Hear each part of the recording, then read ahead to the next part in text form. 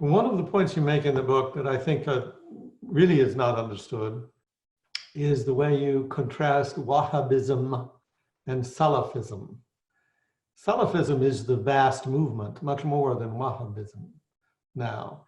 Is Salafism basically out of the control of the Saudis now? Is it so big that they can't really influence it very much?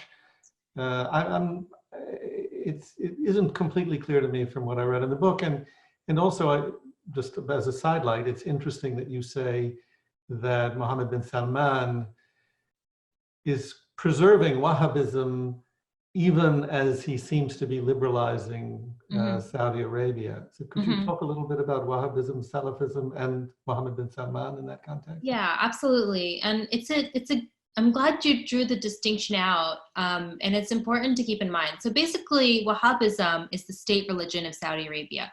Wahhabism and Salafism have a lot in common, but they're two distinct phenomena. I'll briefly just explain what they are. Wahhabism started in the late 18th century from this desert preacher named Muhammad ibn Abd al-Wahhab, and he really hated a lot of the stuff he saw, like worshiping at shrines and a lot of folk practices, and he had this very austere interpretation of what Islam meant.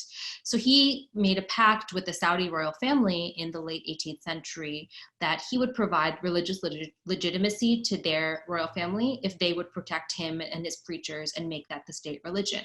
So that pact is basically in place until today, and the Wahhabi clerics are the most important social group in Saudi Arabia outside of the royal family today. So they're still quite important. And Salafism, although it has a lot in common in day-to-day life with Wahhabism, Salafism started in Egypt, and it's more of like a global transnational movement with anti-colonial origins, that the way forward for the Islamic world is to look to the past and to emulate the traditions of the first 3 generations of Muslims in the 8th century.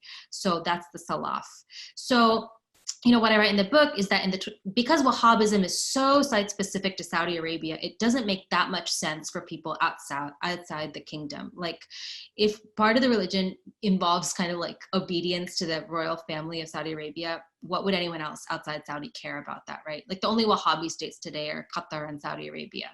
But Salafism is not about obedience to anyone. It's a transnational movement to go back to the earliest form of Islam. So in practice, what Saudi soft power has done is create Salafi communities in many, many places, including all 3 countries I write about in the book.